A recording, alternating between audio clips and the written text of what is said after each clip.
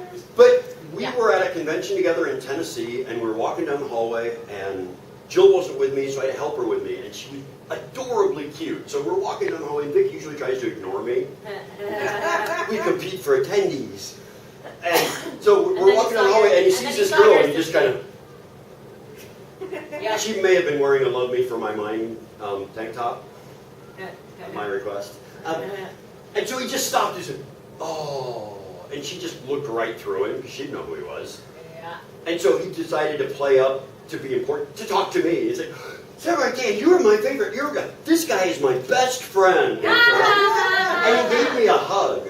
And Vic's like this tall. I know, it's ridiculous. And if anybody remembers the band Duran Duran, he looks just like the lead singer does now. They're both in their 50s. So Vic gives me this big hug, and I wasn't paying attention. I hugged like, hey Vic, that's nice, and walked away.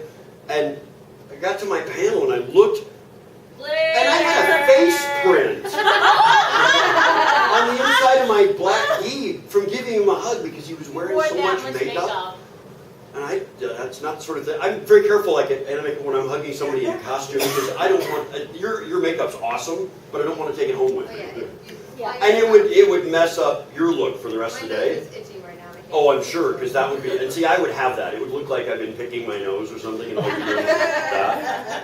We did kiss makeup for Halloween a couple of years, me and my kids, and it did the same thing. It looked really good for like an hour, 5 minutes. and then I have allergies, so I'm always itching my nose, and I ended up, I wasn't supposed to be Peter Criss, the one with the cat face, but I had black all over my nose.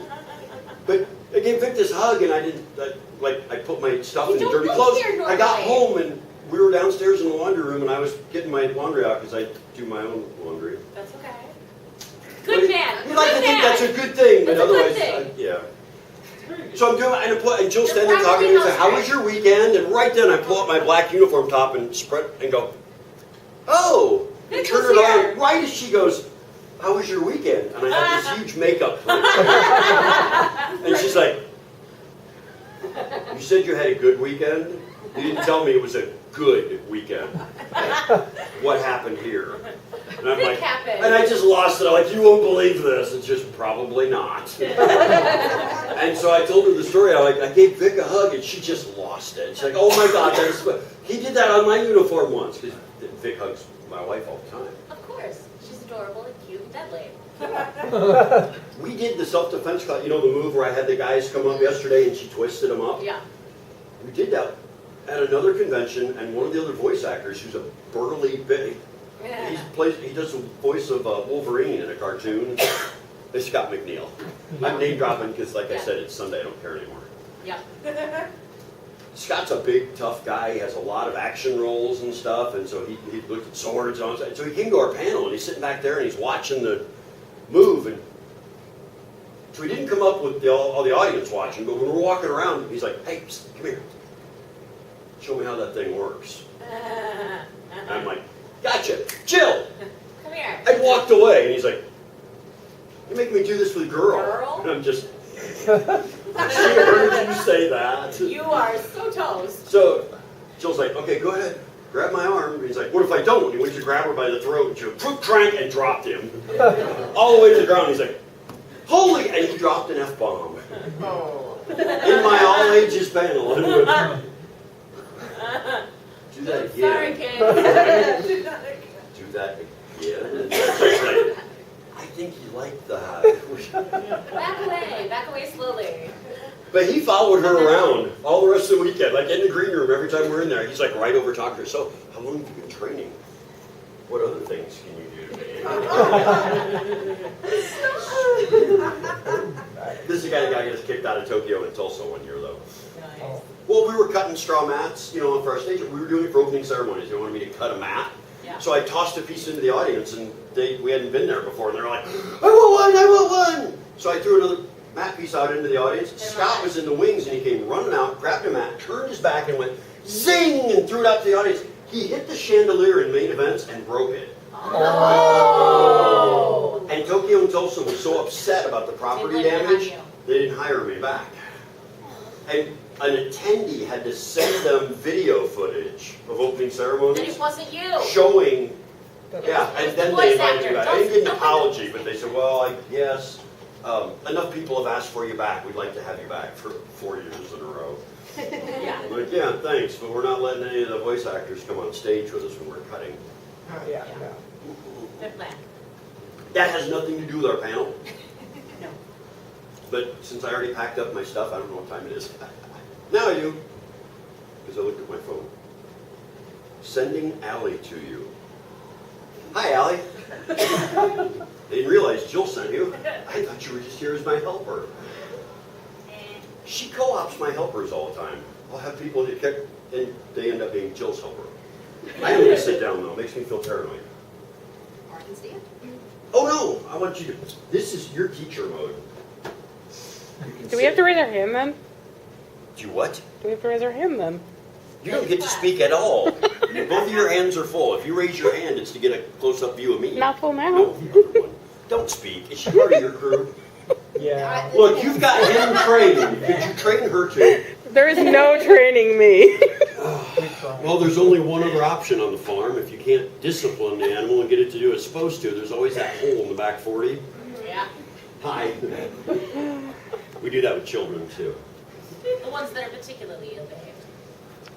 Thank God. I thought you were going to say illegitimate.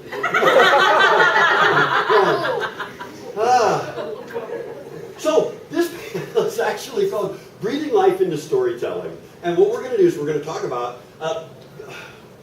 this is Morgan. Morgan is the person who's going to be doing most of the talking for this panel because I suffer from a deplorable excess of personality. And I have spoken too much this weekend already. But we're going to talk about storytelling, and since we're both novelists, we're going to talk about this mostly from a writing perspective, but this works whether you are just simply a storyteller, like old school, you stand up and tell stories, whether they're true or not, like my I'm So Dumb panel. The sad part is the worst of those stories are all true and not embellished. Some of the more believable ones I may have added a little bit to. But like the purple wig story was true. The tentacle story was true. The walking into the hentai video was true. I told that on stage. And the guy behind me was, because I was on the floor telling the story at an uncensored panel, and so I let the guy who had the late night DVD, they were doing a like mystery science, mystery theater 3000 thing, you know, where they show a movie in the background and they guy had a panel doing that for Japanese hentai. So I was letting him set stuff up on stage, and when I told that story about the girl and the 8 samurai and the giant squid, he popped his head up and went, and dove into his stack, and he's throwing DVDs out. And, I don't know what's wrong with him. But back to our regular scheduled program, I start talking, he goes, got it! And held it up, and he recognized the hentai just from the description. He goes, Samurai Dan's going to stay and dub this with us. I'm like, no, I'm not. I'm not living through that again. If you don't jump in, I'm going to keep doing this, and it has nothing to do with our panel. Do you want to introduce yourself as an author first? They know who I am. As an author? I'm Tell us Samurai about your Dan. That's what. Okay. Do I have a different persona as an author? Great, I have multiple personalities. Well, I knew that. If I had different personalities, do you really think I'd go with this one? No.